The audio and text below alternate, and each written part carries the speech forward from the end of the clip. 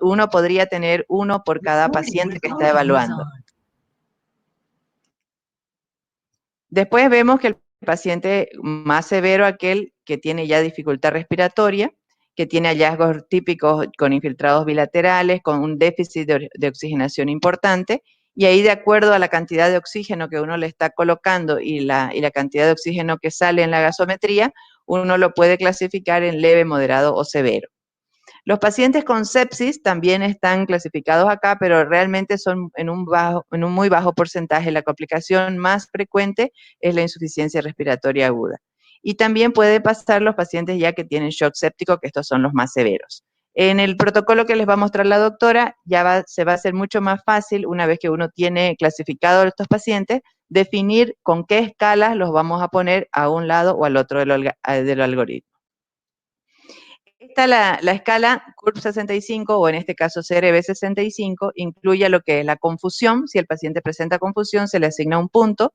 Si tiene una frecuencia respiratoria arriba de 30, se le asigna un punto. Si la presión arterial está menor, la sistólica o la máxima menor a 90 y la mínima menor a 60, tiene un punto.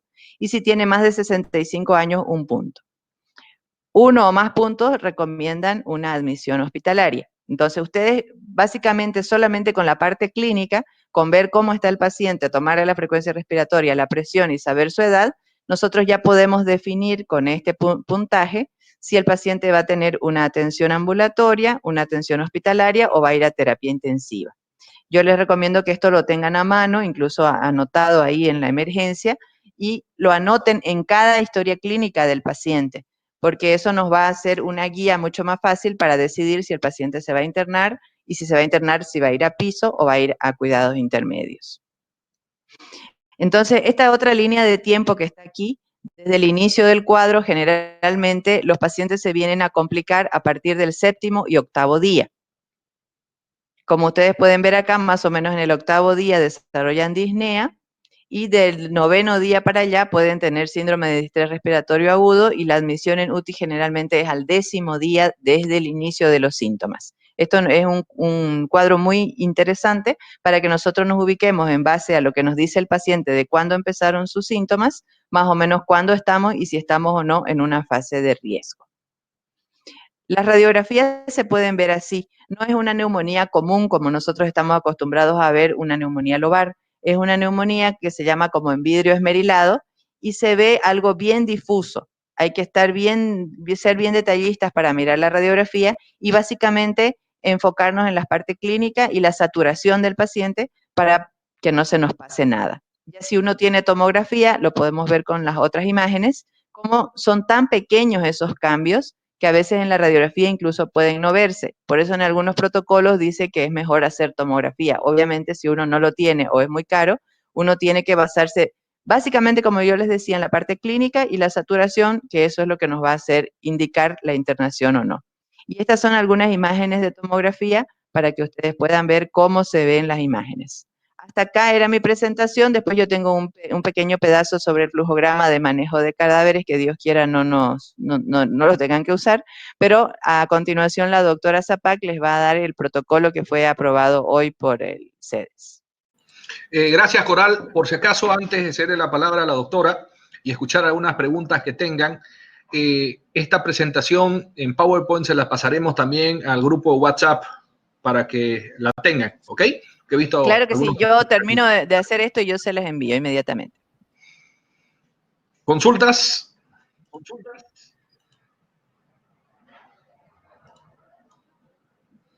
No se olviden que antes de hablar tienen que activar su audio, porque si no, no se les escucha. Doctora, una pregunta. En la imagen radiográfica, mi pregunta en la imagen radiográfica, normalmente una neumonía nosotros vemos los infiltrados faringiales y las imágenes de condensación, ¿no? No son neumonías por bacterias típicas, ¿no? En este caso, una neumonía por este coronavirus, ¿igual se ven las imágenes de condensación o infiltrado o solamente se imagen así en vidrio desmerilado? Pues nosotros acá no tenemos tomografía, entonces la tomografía es importante.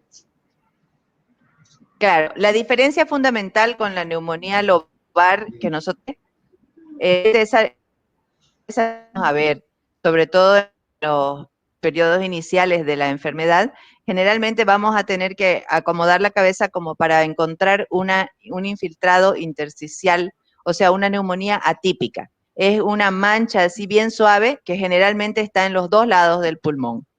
Pero puede ser muy imperceptible, hay que buscarlo. Esa neumonía lobar que nosotros estamos acostumbrados a ver en una neumonía neumocócica, generalmente no la encontramos, y si la encontramos ya es en un estado muy avanzado de la enfermedad y generalmente toma ambos pulmones.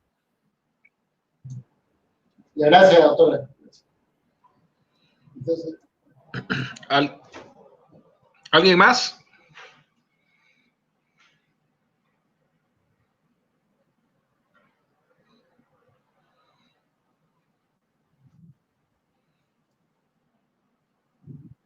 ¿Alguna otra consulta? Está todo claro, Rubens. Bueno, adelante, doctora Zapac.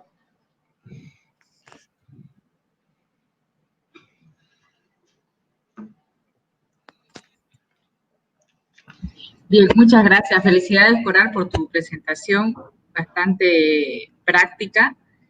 Y bueno, yo les voy a hablar, como decía la doctora, sobre el flujograma de atención y algunos puntos más acerca del protocolo de tratamiento.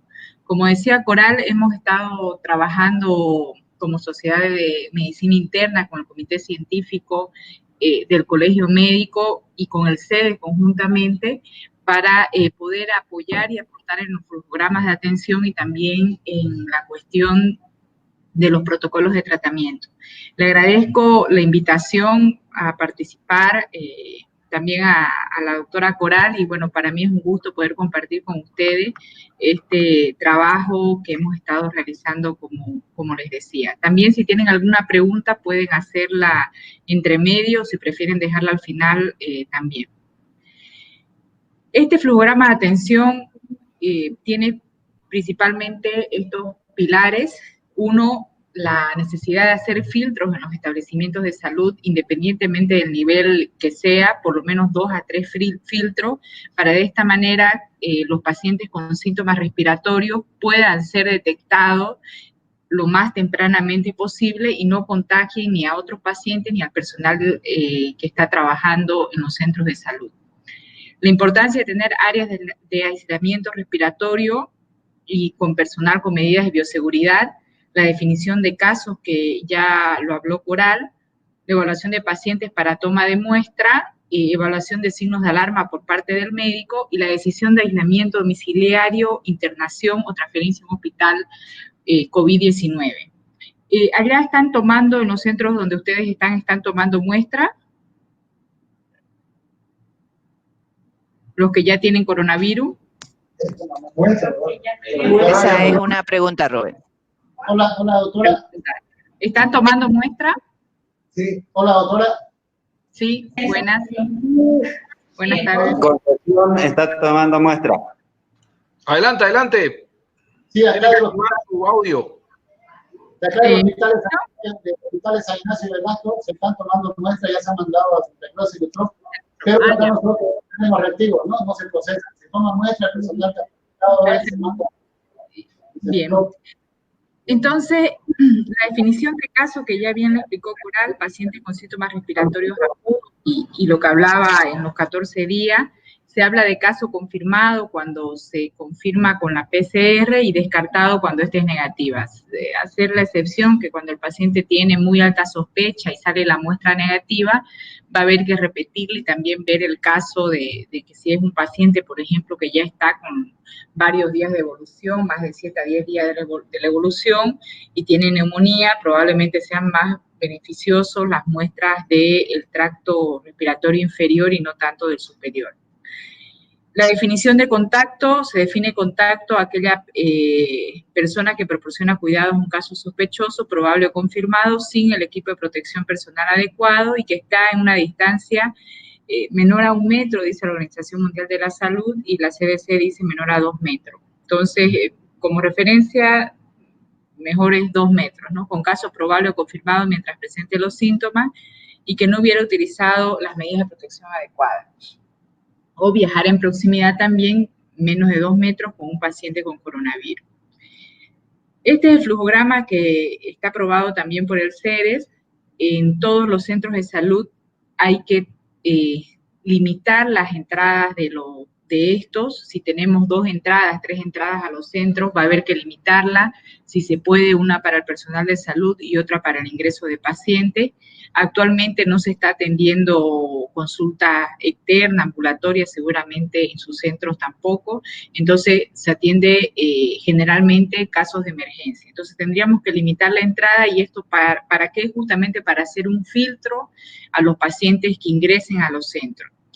Un personal que puede ser, por ejemplo, el guardia o algún personal que ustedes tengan disponible, tendrá que hacer el primer filtro, en el cual le pregunta al paciente las preguntas sencillas de tamizaje, si tiene fiebre, tos o falta de aire.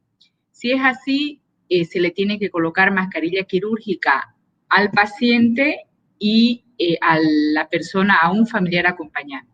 No es adecuado que el paciente acuda con varios familiares, sino más bien o entre solo o entre con un familiar. Es importante también que a la entrada de los centros de salud haya alcohol en gel o alcohol con una concentración más del 70% para aplicar en las manos a todas las personas que ingresen. La persona que está en este lugar haciendo el tamizaje puede tener una mascarilla quirúrgica, debería tener una mascarilla quirúrgica y tener también una cantidad de mascarillas para ofrecerles o para darle a los pacientes y familiares que tengan síntomas respiratorios. Ahora vemos la recomendación de la Organización Mundial de la Salud, que también dice que es adecuado que utilicen mascarilla quirúrgica las personas, la comunidad en general, o mascarilla, mejor dicho, que sean elaboradas, y en este caso nosotros le vamos a entregar una mascarilla quirúrgica si es que no la tiene. En caso de que nosotros veamos que el paciente no tiene síntomas respiratorios, según la definición de caso, Coral decía que también pueden aparecer otros síntomas, es cierto, el 50% de los pacientes tienen fiebre al inicio y durante la evolución más del 90%, entonces puede ser que al principio no tengamos todos estos síntomas tan claros. En caso de que el paciente no sea definido como caso sospechoso, tiene que pasar al procedimiento habitual de atención en la emergencia. Si el paciente se lo considera caso sospechoso, como les decía, se le entrega la mascarilla quirúrgica al paciente y al familiar y se envía a un área de aislamiento respiratorio. Para esto, entonces, nosotros suponemos que como centro de salud nosotros tenemos que tener un área de atención habitual en la emergencia y un área de atención aparte para pacientes febriles con síntomas respiratorios. Entonces, quizás no, en los hospitales tampoco nosotros teníamos estructuradas estas áreas. Cada centro tiene que reestructurarlo y acomodarlo según la infraestructura que tenga. Si no tiene espacio, pedir la colocación de carpas para dividir las áreas y de esta manera no mezclar a los pacientes. Entonces, esta área de aislamiento respiratorio tiene que haber otro personal de salud, que puede ser una enfermera, por ejemplo, que va a preguntar al paciente si tiene confirmar estos síntomas, si es que cumple los criterios de caso sospechoso, y aquí agregaríamos la parte de la transmisión en los últimos 14 días y si ha tenido contacto con un caso sospechoso de coronavirus. Si es así, si se confirma que el paciente es sospechoso, esta persona que hace este segundo filtro comunica alerta respiratoria, ya sea pediátrica o adulto, y en este momento tiene que separar al familiar y al paciente. Entonces, tendría que haber también un área de espera para los familiares con casos sospechosos, no el área de espera de familiares habituales que ponemos en la consulta habitual, y un área de espera o un consultorio o un área que esté para hacer un aislamiento de un paciente. En este caso se lo dirige al familiar entonces a un área separada con separación de 2 metros entre los familiares, y también tienen que estar con mascarilla quirúrgica. Al paciente, si es que no tenemos un área aparte, se lo pondrá en una sala de espera de aislamiento respiratorio, también separado de 2 metros o por lo menos 1 metro y con mascarilla quirúrgica. En pacientes dependientes no vamos a poder hacer esto, en niños o en adultos que sean dependientes, entonces lo acompañará el familiar, pero con estas medidas de bioseguridad que decíamos hace un momento. En el consultorio médico, lo ideal es que entre solo el paciente a ver al médico, donde el médico va a hacer la evaluación del paciente, la valoración clínica, confirmar si es caso sospechoso, llenará la ficha epidemiológica y comunicará a la gerencia de red o al comité de epidemiología en el caso de los hospitales. Acá en esta parte, perdón, al inicio no les dije, es importante que cada centro de salud tenga alertas visuales en los cuales esté el tema de la higiene respiratoria, el lavado de manos, la colocación del barbijo, para que de esta manera puedan verlo fácilmente las personas que ingresen al centro. En el consultorio médico, entonces, realizamos la valoración clínica, decidimos si el paciente es candidato para la toma de muestra, y si es así, tiene que ser tomado con personal capacitado con todas las medidas de bioseguridad. Acá ya estamos hablando que en el consultorio médico, el médico tiene que estar con el equipo de protección personal, y también el bioquímico que tome la muestra con todas las medidas, porque esto va a generar aerosoles y hay mayor posibilidad de contagio. Una vez se procede a esto, tenemos que verificar si el paciente tiene signos de alarma, de complicaciones, comorbilidad, y también otro punto muy importante es la condición social que entra como alarma en nuestra población, aquellas personas que no tengan probabilidad de aislamiento o aquellas personas que tienen o viven con personas con algún factor de riesgo, inmunodeprimidas, cáncer o enfermedades cardiovasculares, también tienen que considerarse dentro de estos factores. Si el paciente no tiene signos de alarma, se le deberá realizar aislamiento domiciliario, y si tiene signos de alarma que son dificultad respiratoria, aumento de la frecuencia respiratoria más del 30 por minuto, la saturación de oxígeno menos del 90%, la hipotensión, síntomas neurológicos, deshidratación, agravamiento de la enfermedad renal crónica, tendrá que ser hospitalizado.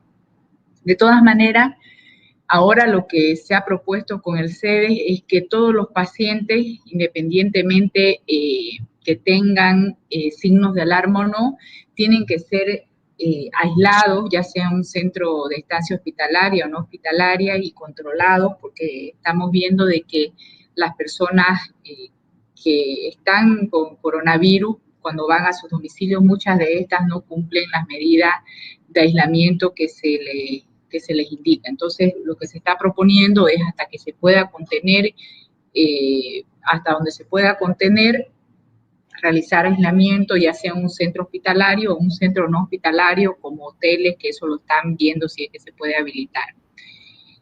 En caso nuestro, nosotros hacemos la referencia en pacientes con signos de alarma a los centros COVID-19, y bueno, esa parte tendríamos que ver cómo la están organizando ustedes en su centro. Doctora, perdón que la corte, sin ser médico, para mí eso me presenta una dificultad logística extraordinaria, y que, de acuerdo a lo que uno escucha en noticias al menos, la imposibilidad casi material de poder contar con espacios adecuados para el aislamiento de las personas sospechosas.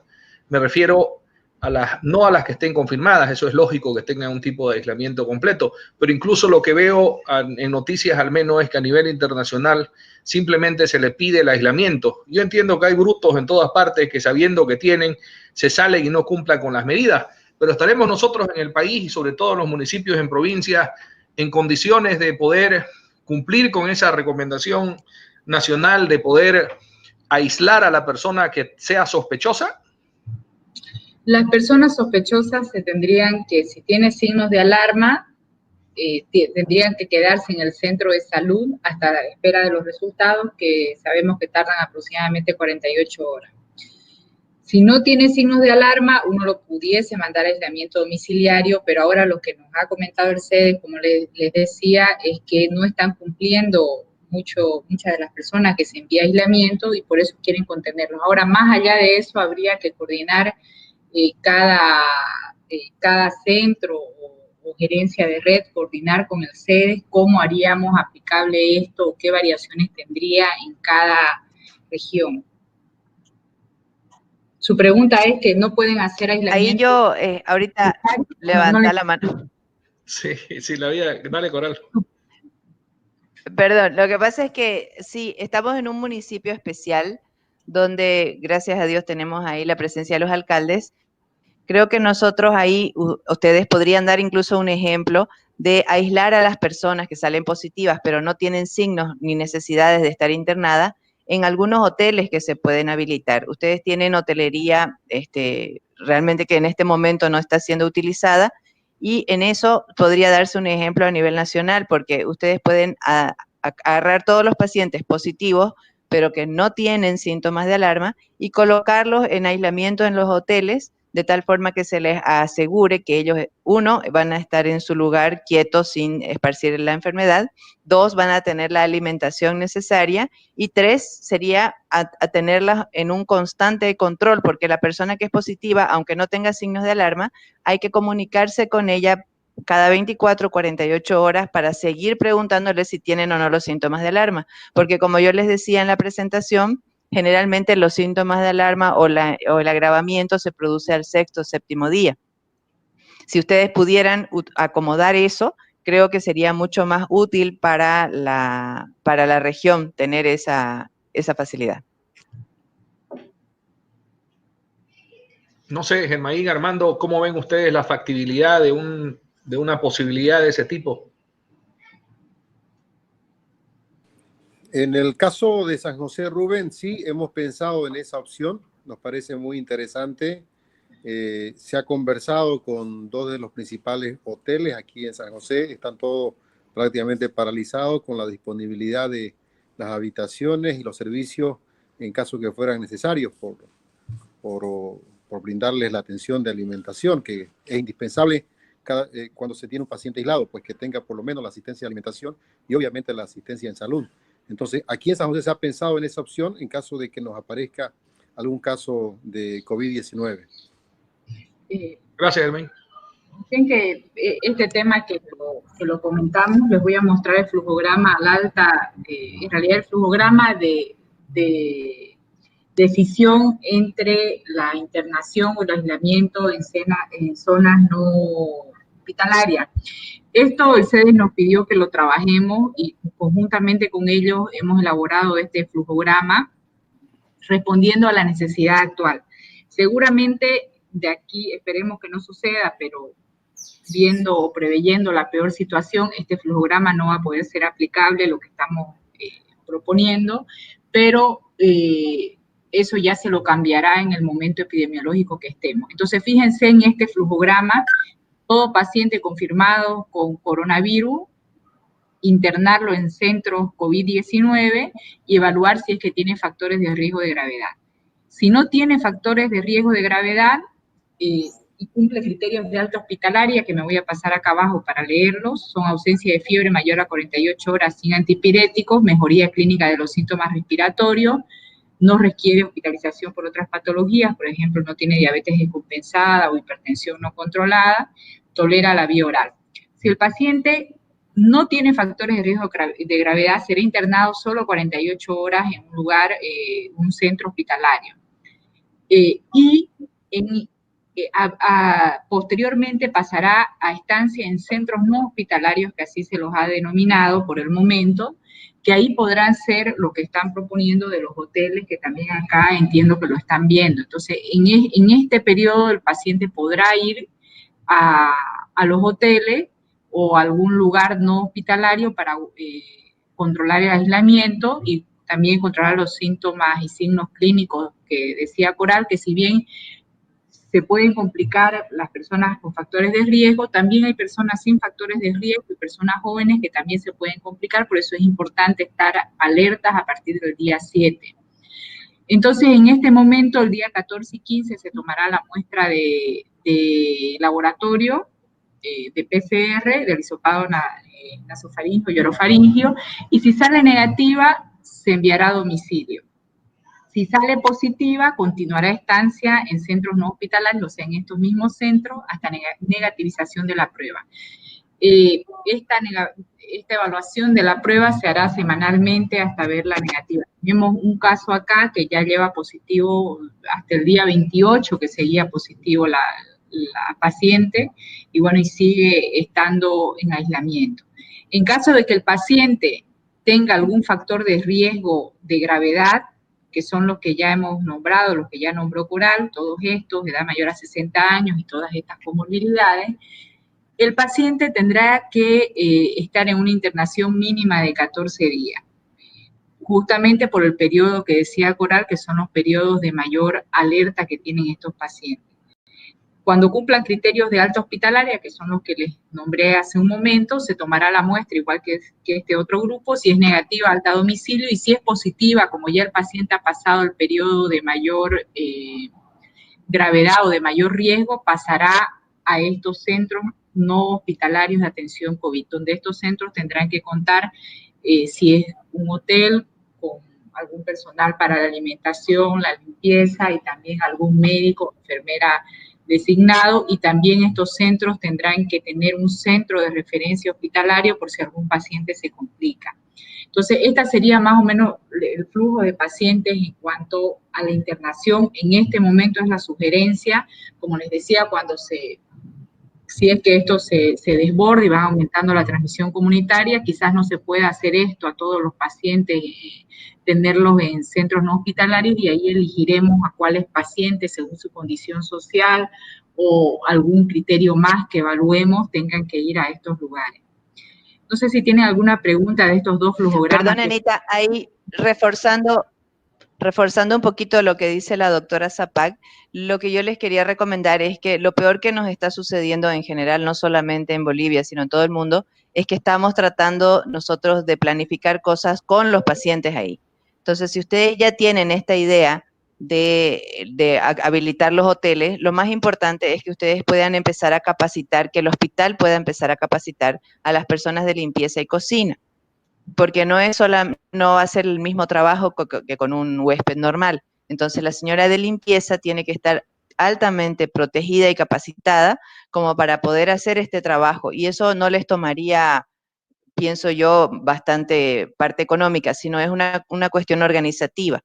Entonces, que el médico del hospital ya esté viendo cómo puedan hacer esta atención de centro COVID no hospitalario, cómo se va a hacer el protocolo de desinfección, de limpieza, por dónde va a pasar la ropa sucia, por dónde va a pasar la ropa limpia, qué tipo de controles se le va a hacer, y el médico no tomar contacto con esos pacientes, porque ahí aumenta la posibilidad de infecciones, que haga básicamente un contacto telefónico, una videoconferencia, una videollamada, y que tenga un registro del nombre del paciente, del día en que se contacta con ellos y si tiene o no los síntomas. Pasarle ahí adentro un oxisensor y pasarle un aparato para que se pueda tomar la presión de estos que son fáciles de manejar, que son automáticos. Entonces el paciente solo puede tomarse la presión, puede decirle cuánto está saturando, y el médico puede ir registrando en una hoja para ver qué paciente se está complicando y él tiene que ir al hospital. Yo lo que les aconsejo es que ya lo vayan planificando y que ya lo tengan armado incluso con sus hojas de registro, porque lo peor que puede pasar es planificar con los pacientes encima. Sí, así es. Gracias por el aporte, Coral. El CEDES ya maneja una hoja de seguimiento domiciliario donde está ahí bien registrado. Habría que coordinar con ellos para que las proporcione y que las vayan viendo, como dice Coral. Cada uno de estos flujogramas tendrá que ser adaptado a la realidad de cada región y de cada centro, porque vieron que decíamos 3 filtros por lo menos, mejor si hay un filtro afuera de los centros de salud antes de que ingresen, así seleccionamos ya los pacientes respiratorios y tienen menos contacto con los otros, pero capaz no se puede en todos los centros de salud y haremos 2 filtros. Lo que sí es muy importante que nosotros adaptemos nuestras áreas y dividamos a los pacientes en febriles respiratorios o respiratorios, si quieren llamémoslo así, respiratorios, áreas de aislamiento respiratorio y áreas de atención habitual. Partiendo de ahí, nosotros vamos a tener menor contaminación, tanto en el personal de salud como en los otros pacientes que acuden a los centros de salud. Ya esas áreas de aislamiento respiratorio tendrán que contar una área de recepción que será un segundo triaje, un área de espera para familiares, área de espera para pacientes, consultorio médico, un área de colocación de equipo de protección personal, un área de retiro de equipo de protección personal que tiene que ser distinta. Y si nosotros no tenemos tanto espacio, ahí viene la habilitación de carpa o a lugares provisorios para poder adaptar esto a coronavirus.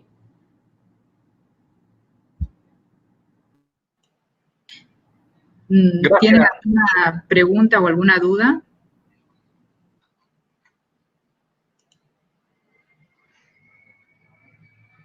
Creo que está toda clara, claro.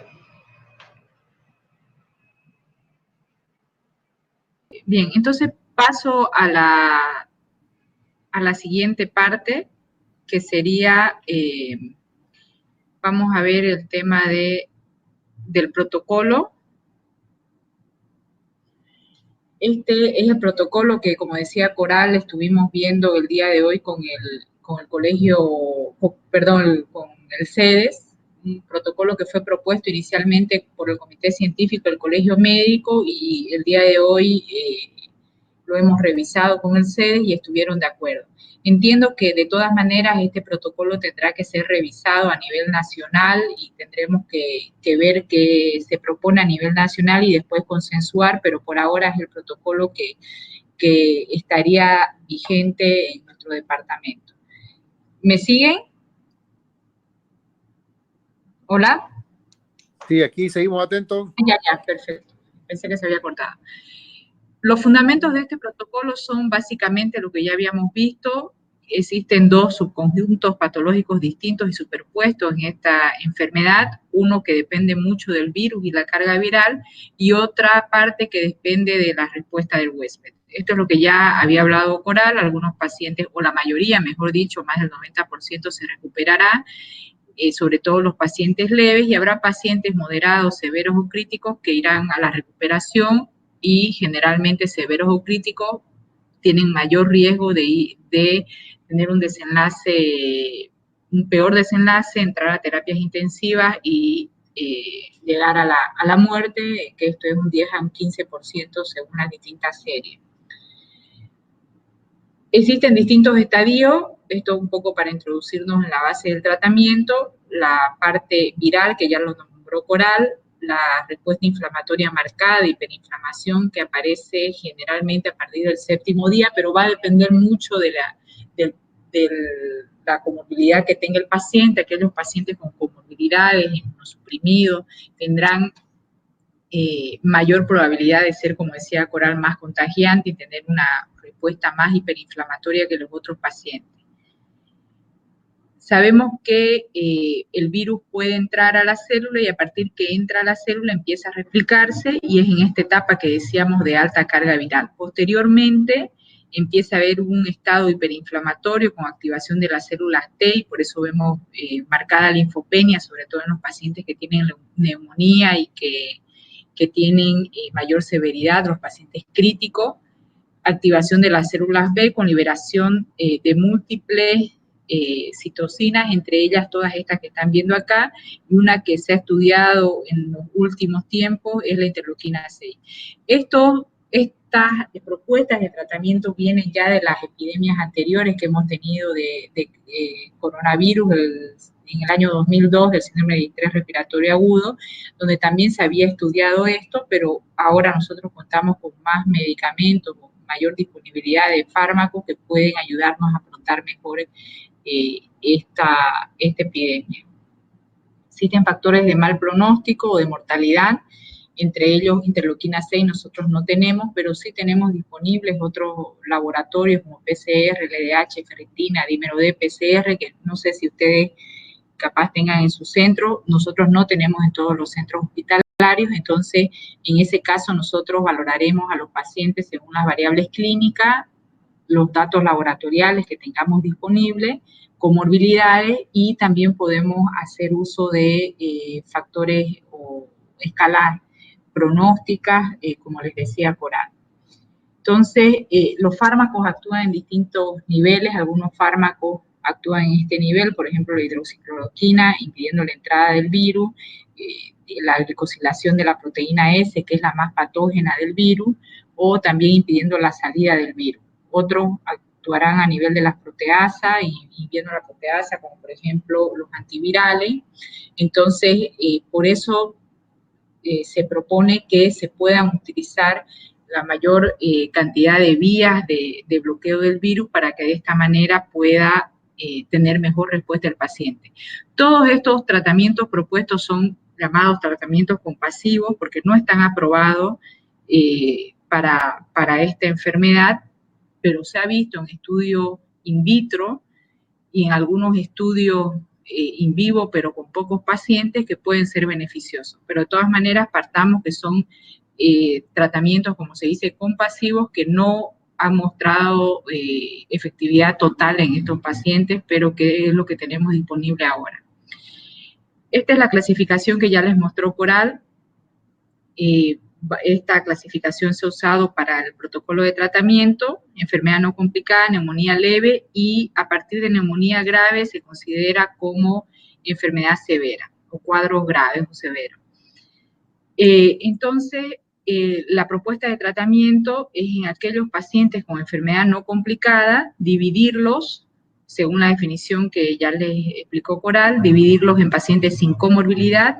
En estos pacientes se hará un tratamiento sintomático, como por ejemplo control de la fiebre con paracetamol, hidratación y control del paciente, seguimiento, y aquellos pacientes que tengan comorbilidad y o adultos mayores, se le agregará hidroxicloroquina o cloroquina más acitromicina, valorando el riesgo cardiológico. Recordando que estos fármacos producen mayor riesgo de arritmia cuando se los combina. Por eso es que vamos a ver en un momento que se recomienda hacer el electrocardiograma de ingreso y a las 48 horas. Existen varios protocolos, si ustedes revisan, algunos le dicen cuando los combina hacer todos los días, pero de todas maneras con la Sociedad de Cardiología, la Sociedad Cruceña de Cardiología, hemos coordinado de que sea al inicio y a las 48 horas. ¿Qué ayuda a esto? Ayuda a disminuir la carga viral, porque disminuye la cantidad del virus presente en el individuo.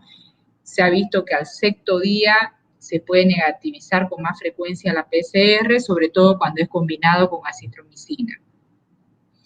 El paciente que tenga alto riesgo de arritmia cardíaca, que veamos que tenga, ahorita según la tabla, prolongación del QT, se podrá usar solo los antimaláricos. De preferencia se debe usar la hidroxicloroquina, que es la que dentro de todo ha mostrado ser más beneficiosa y tiene menos interacciones que los otros.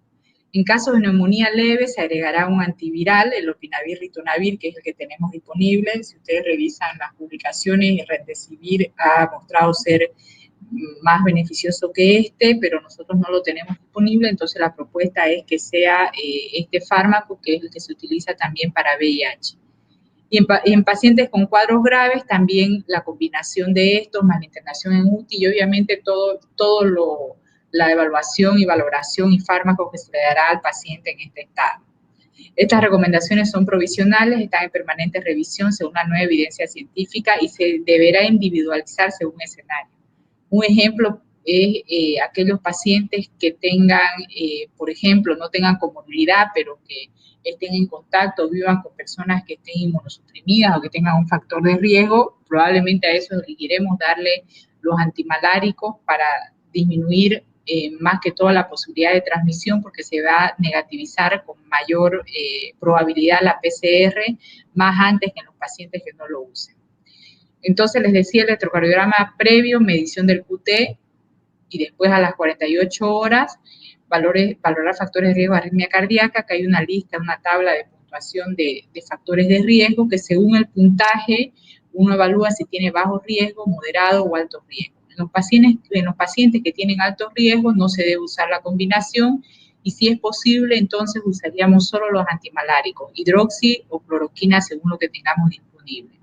Revisar siempre interacciones farmacológicas de estos fármacos con otros que tome el paciente. Son fármacos que interactúan mucho, por eso es importante que tengamos disponible en el celular, nos bajemos la aplicación, el Medscape es gratuita, una aplicación con interacciones, porque es difícil que lo tengamos en mente 5 fármacos, 6 fármacos, cómo interactúa, porque a veces los pacientes están tomando varios fármacos. Entonces es importante que tengamos la aplicación o la descarguemos y en el momento que tengamos alguna duda, revisemos las interacciones.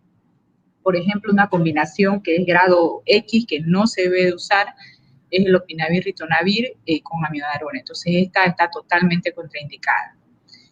Exámenes complementarios recomendados, y esto va a depender del estado clínico del paciente, aquellos pacientes que estén con neumonía, por ejemplo, y también de la complejidad del centro de salud.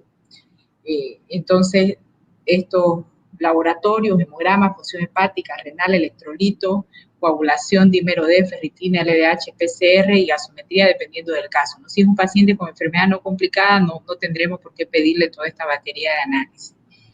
Rayos X para evaluar infiltrados o tomografía de tórax en algunos casos.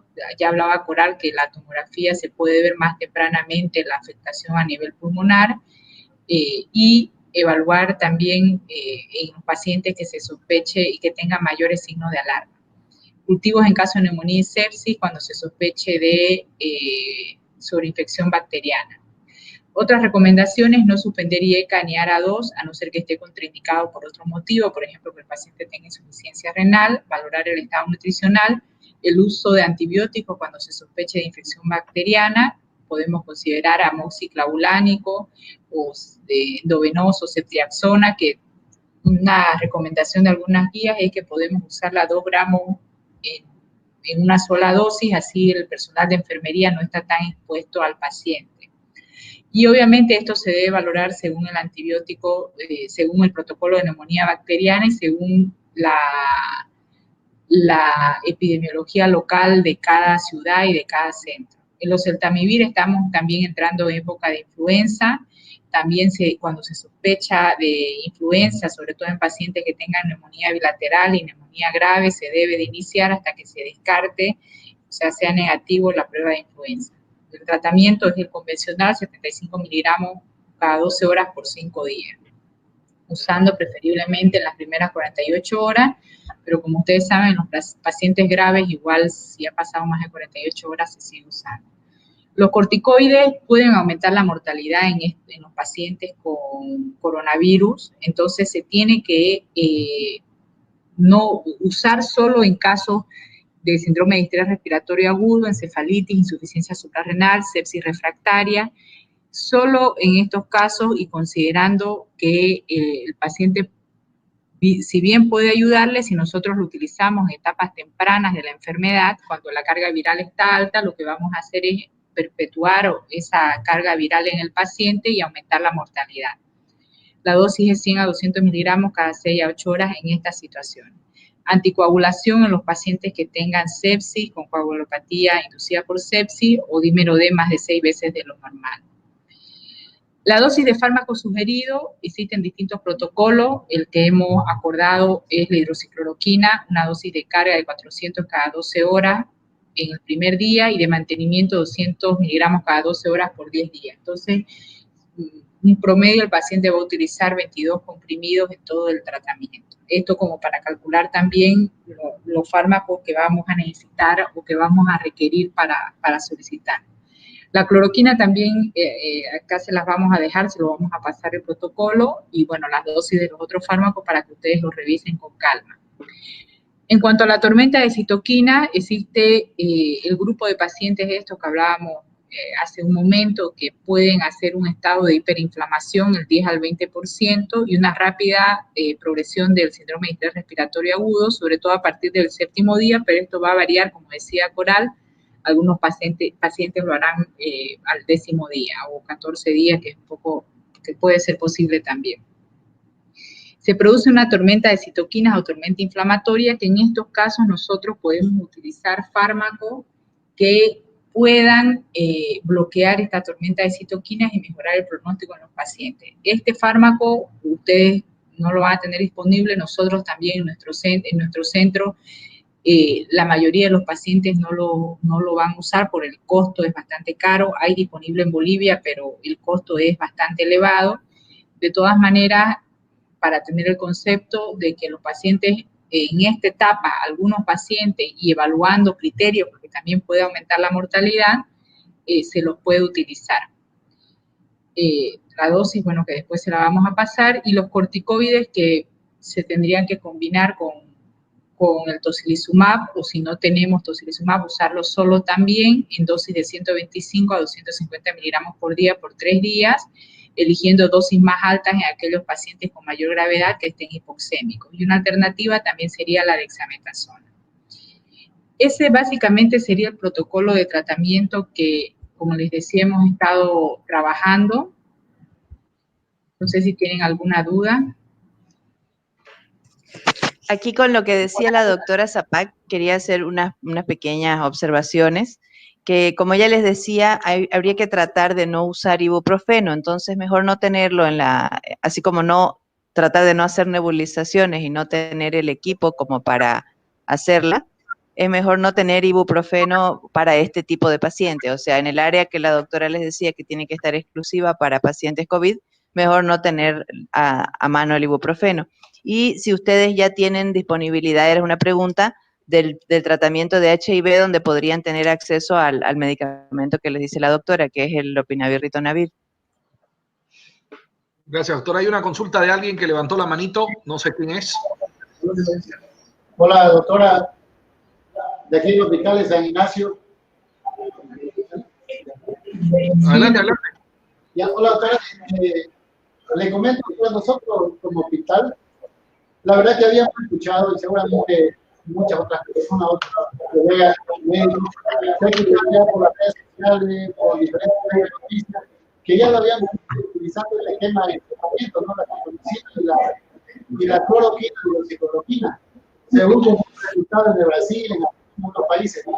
Doctor, doctor, tiene mucho eco en su micrófono. Si pudiera acercarse más al micrófono para hablar, porque me parece que están un poquito alejados.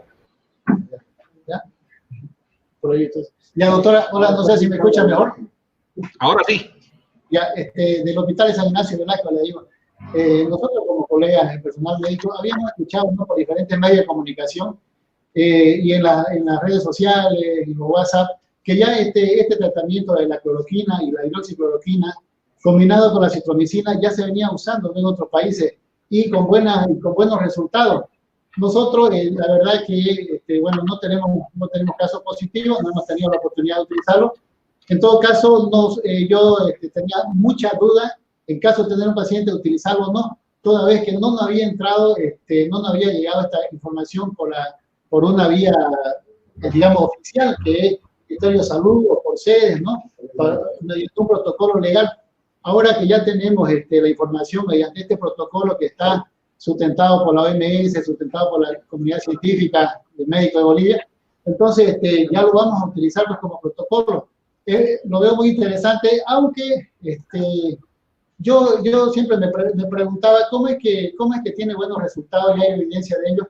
Si la citromicina, al ser un macrólido, y la cloroquina no son son antivirales, ¿no? Y esta neumonía grave es de etiología viral. ¿Cómo es que tiene efectos positivos? ¿Cómo es que tiene buenos resultados?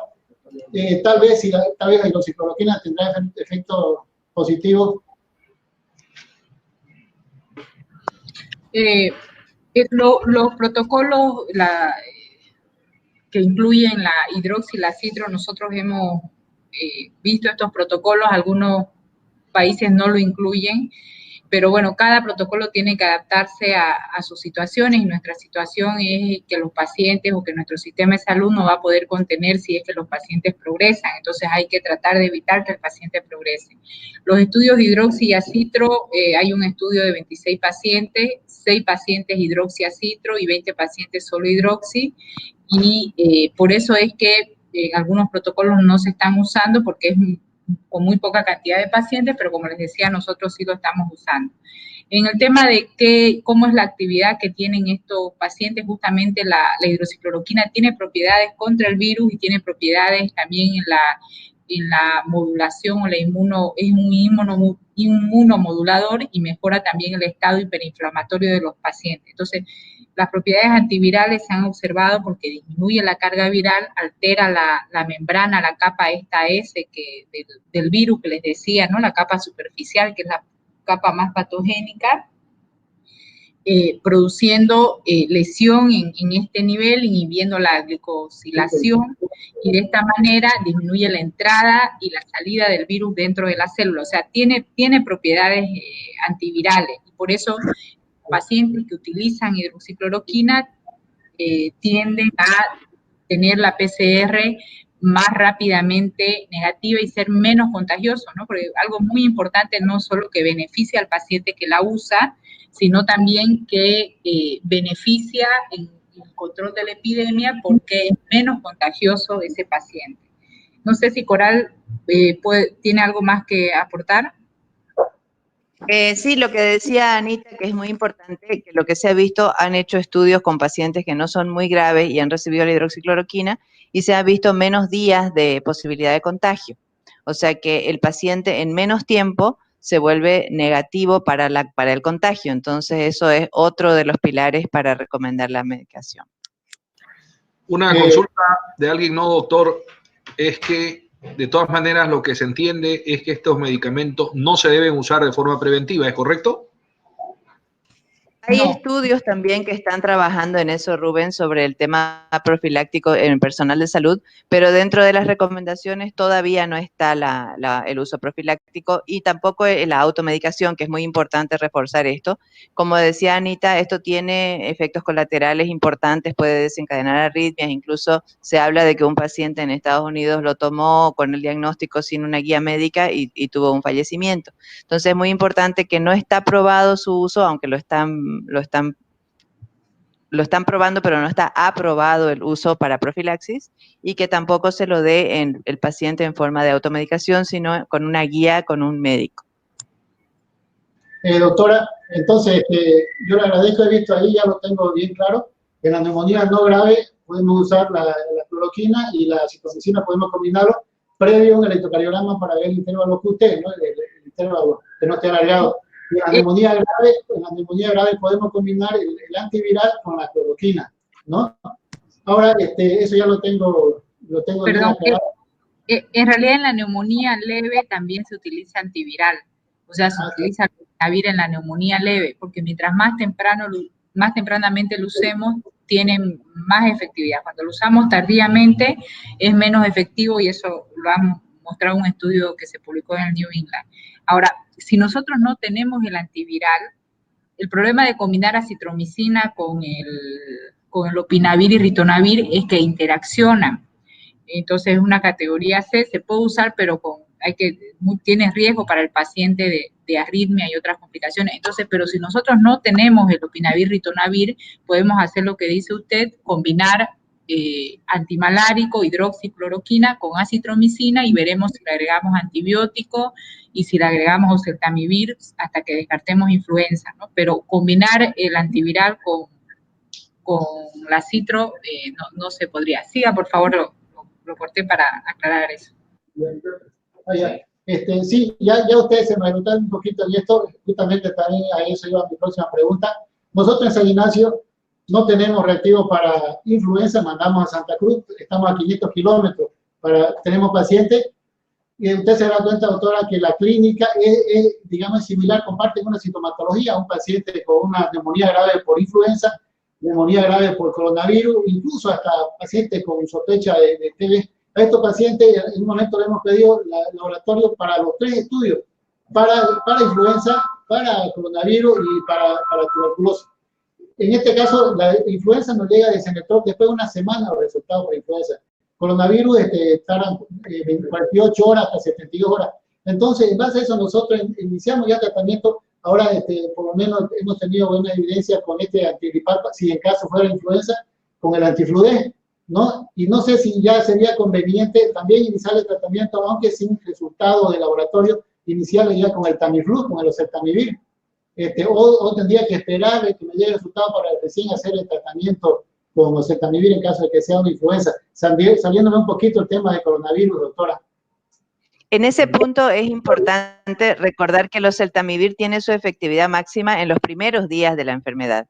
O sea que si nosotros esperamos la confirmación laboratorial, vamos a estar perdiendo una ventana de tratamiento muy importante. Probablemente ya no es útil a las 48 horas del inicio de los síntomas. Entonces, como usted dice, doctor, si hay sospecha de influenza o de coronavirus y no tenemos claro, es mejor iniciar el tratamiento con el oseltamivir y hacer el tratamiento combinado hasta que podamos tener el diagnóstico. Es mejor hacer un tratamiento cuando un paciente está grave.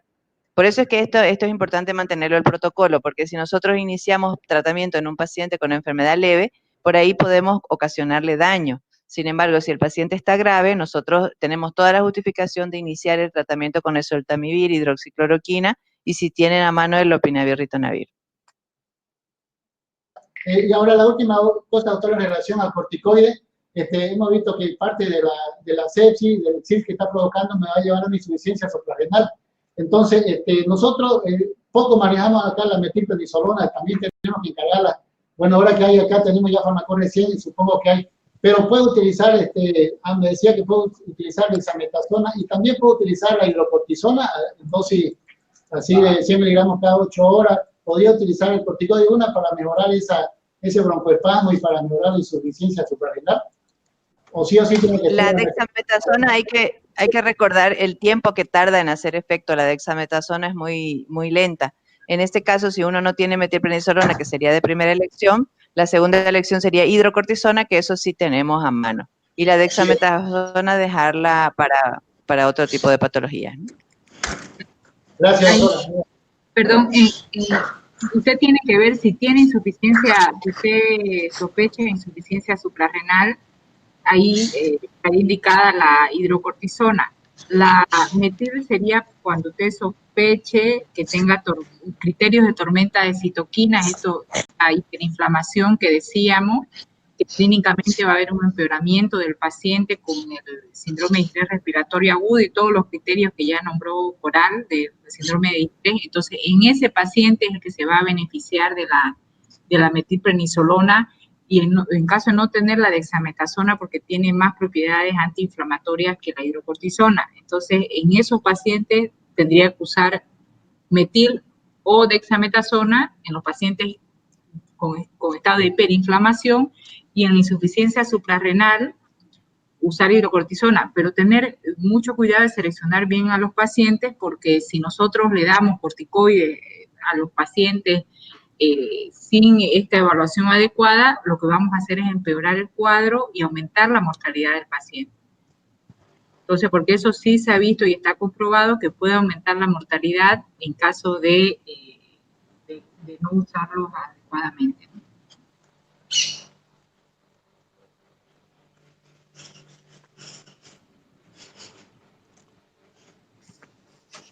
Perfecto. ¿Será que hay alguna pregunta más?